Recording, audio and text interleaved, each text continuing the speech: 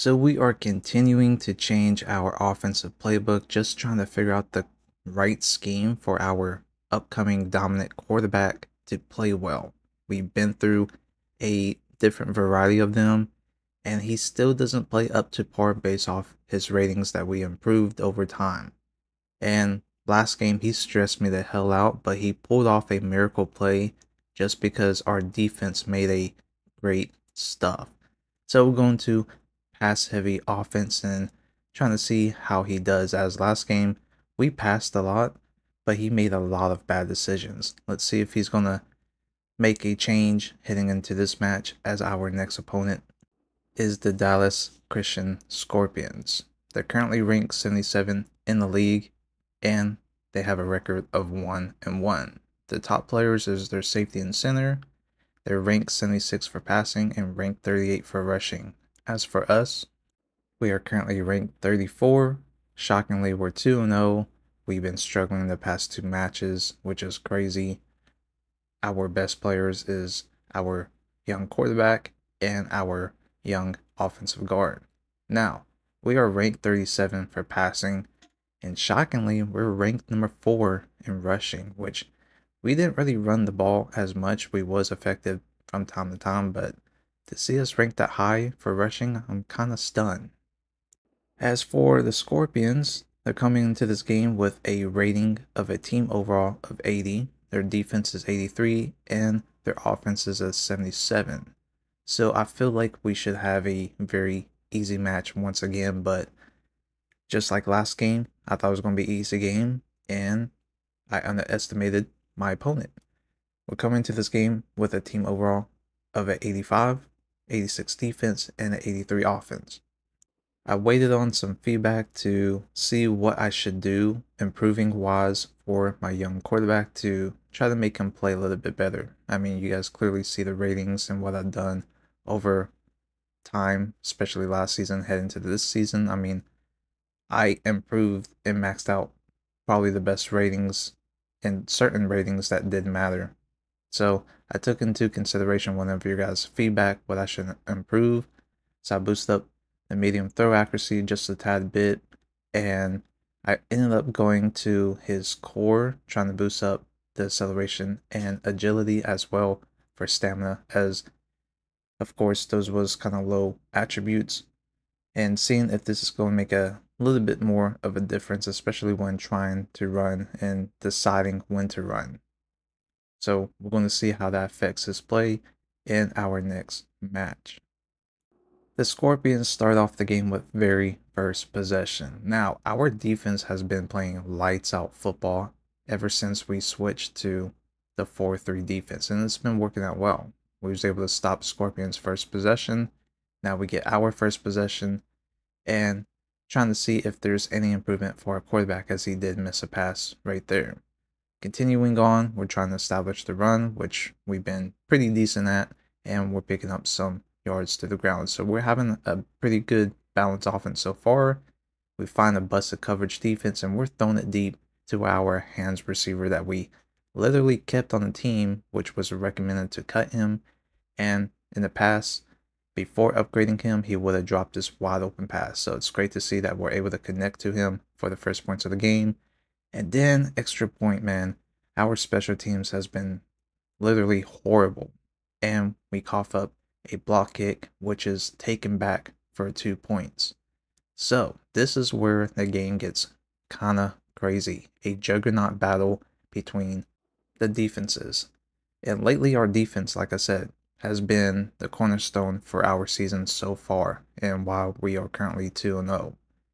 So we have a great defensive line and linebacking core, as coming to find out Scorpions has a little bit of a scrambling quarterback. Now, we're making them work for getting downfield, as they got kind of crazy bailed out on this play, as the running back makes a tip drill reception, but they do get a loss of yards. Our DB's been holding it down coverage-wise and boxing up, offenses lately, which is great. As right here, speaking of that, they did pick up a huge play, busted coverage once again.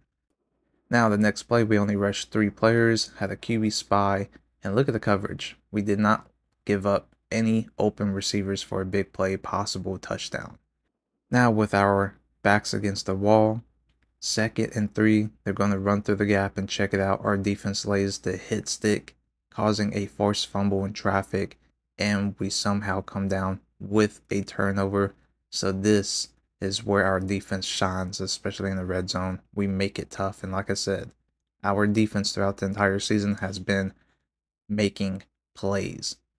Can we capitalize off that? Lately, we can't really capitalize on offense when we make big plays on defense.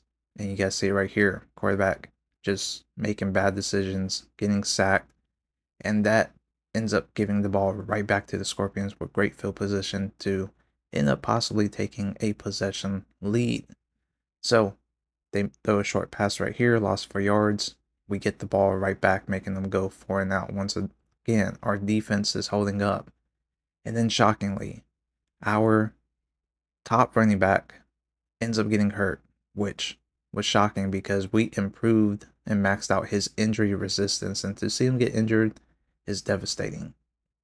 Now, we can't really have a balanced offense by running the ball because our starter is gone, and we have to go 4 and out. But right before halftime ends, special team steps up, we lay the boom, and cause a forced fumble hit stick. So starting out the second half, we end up getting first possession. And we're starting out to pass the ball, and the quarterback just simply can't get rid of the ball quickly enough. It seems as if last season is catching up to him with the paranoia of scrambling and taking off because the pass blocking was terrible. Which shockingly, we did boost up some of the linemen. Now, right here, they block our punt. We only needed 4 yards as our backup running back almost gets us a first down. But yet, we turn the ball over as they make a great play once again on special teams. Can our defense hold? And once again, linebacking core is playing lights out defense. And then they try to kick a long field goal attempt. They have the leg, but not the accuracy. So once again, our defense makes a great stop. Back on offense, we're getting established a little bit of the run game. And then when it comes to passing, it's like, what is our quarterback doing, man? It's just like last game, he just constantly takes off when really he's not getting pressured. So, as the fourth quarter is underway, we almost get a turnover right here, dropping a interception that probably would have been a game changer, as we would have had a great field position to work with. But we do make them go 4 and out. We get the ball, and once again, quarterback is just constantly taking off. 2nd 11, the very next play. It waits too long, gets pressured, gets sacked once again. 3rd and 16. We're going to run the ball, play conservative as it's under 2 minutes. We almost end up getting the first down by running the ball, but we play conservative. Now, the Scorpions has a chance to possibly win this game. Can our defense hold once again in a clutch situation? 3rd and 4, they need a first down pickup. We stop them. 4th and 1, under a minute left. They got 2 timeouts. They used their second, and then they end up barely picking up the first down. They're going to use another timeout. No timeouts remaining. Under a minute left. Let's see what they can do. Now, they've been able to scramble out like this. We've been struggling against that a little bit, and we need to have a little bit more QB spy on the quarterback. 2nd and inches. They throw a short pass. I thought we was going to jump the route to pick it off, and they barely catch it. But the time is ticking. They need to stop the time by getting out of bounds. So, they end up snapping the ball here. And shockingly, our D-line, D-tackle that is, that we improved, gets to the backfield, causes a injury. Now, this is game changer because we don't know how good or bad the backup quarterback is. Imagine coming in at this point in the game and trying to clutch it. Must be very stressful. So now it's 3rd and 14. They need a first down pickup. He's going to throw for short yards and get out of bounds to stop the time. Now this can be game 4th and 11. And check it out. The quarterback's going to end up scrambling. And look how much room he has. Can he outrun our top linebackers? And look at it. Our middle linebacker sticks him, causing a forced fumble. And our top recruit ends up picking up the forced fumble to seal this game. And once again, the defense holds it down for another victory win. Our defense is probably the best thing for improvement wise, and picking up this linebacker has really helped our linebacking core out by making plays. I mean, you guys seen it. The past 2 games, defense playing lights out football and helping us win. Now we take a look at the recap throughout this week, and there has been a lot of upsets with top teams. As you guys see right here, Bishops barely wins by 1 point. And it's crazy to see the rest of these matches having close games just like us. So, especially seeing the top teams struggle. And once again, you guys are going to see the Generals barely winning their matches, just like last season. They ended up, once again, being undefeated, but yet they have been very close in all their games, barely winning their matches. And it's kind of crazy that it's kind of happening again this season. Will they get upset? As you guys see right here, barely winning the match 7-3. But outside of that, seeing the amount of upsets is kind of wild, especially seeing the certain teams that's losing their games. It's kind of crazy. I can't lie though, I feel like we should be 1-2 because we played 2 terrible teams and we literally struggled just because the decision making from our quarterback. So I do make one final change to the offensive playbook heading into the next match, which you guys are going to see later on. Now check it out right here, big upset. The #1 team, the Tigers, ends up losing by 3 points to the number 13 ranked Colts.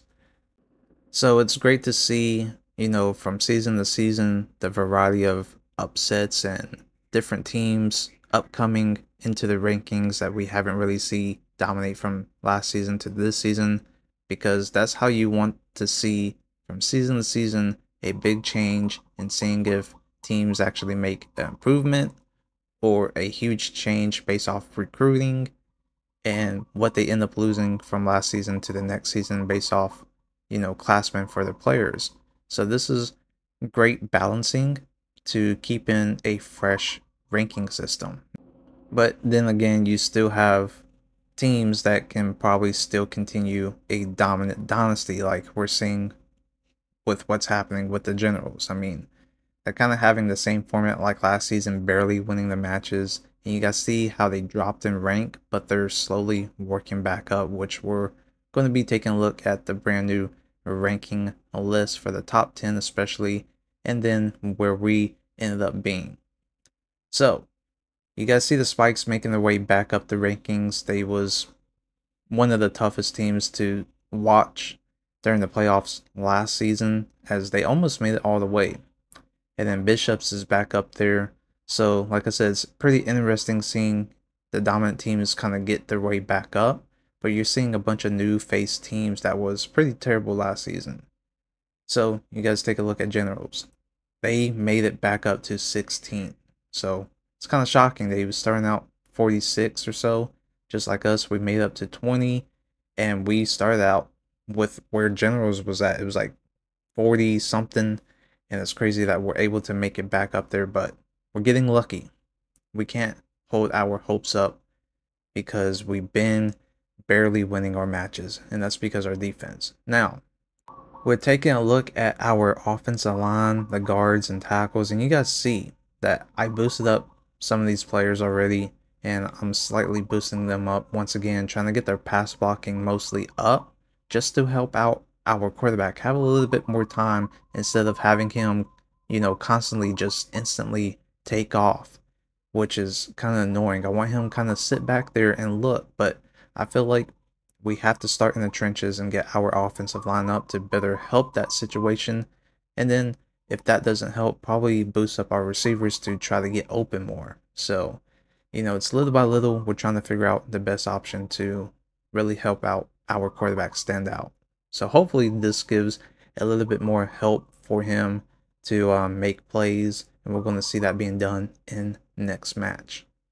So usually for the second season, I would have continued to upgrade the young players that we improved from last season that were freshmen, now sophomores, but I feel like now I can kind of keep a balance of partially upgrading certain players, but then also really focus on recruiting. So you guys are going to obviously see my recruiting continuation and see what I can pull. So I'm trying to look at the skill positions right now early on in the recruiting as I focus on trying to get the top recruits instead of recruits that were literally interested in my school, which is going to make it a little bit more difficult.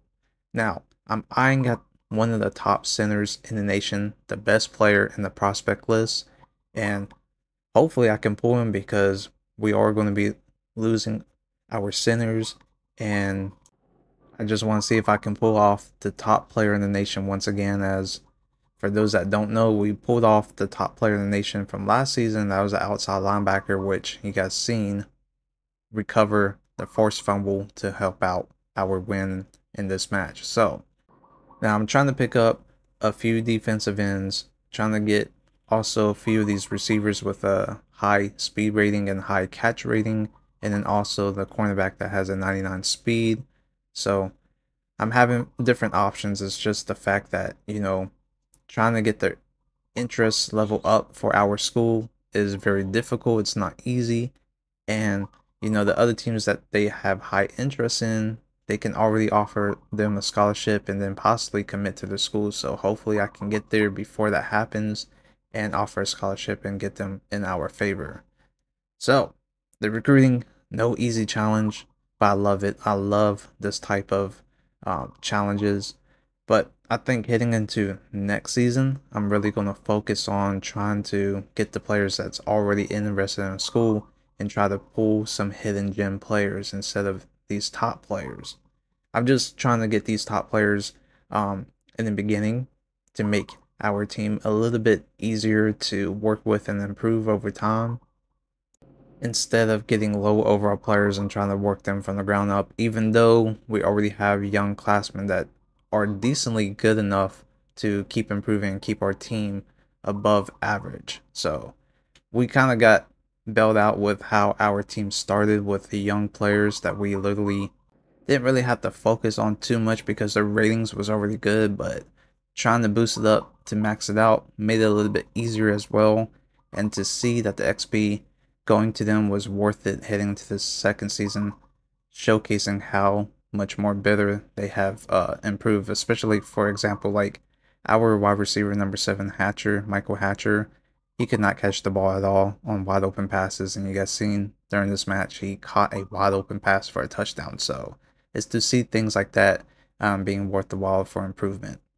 Now, I know I haven't really physically played my matches except the first game, which didn't really count, but like I said, I really got to see the big difference from improving, but I want to see how they perform during simulation matches as I spectate the CPU play each other. I want to really see if any of the changes, improvements really reflect the outcome of my team actually improving. And it makes it a little bit more interesting. Now, this is the final change, hopefully, for the scheme to help my quarterback fit the scheme. Hopefully, the balanced offensive playbook is going to make him perform much more better. Let me know what you guys think down below in the comments. Any feedback is welcome. Thanks for tuning into this series. Hope you guys are enjoying it. Until next time, I'll see you guys later, and I'm out. Peace.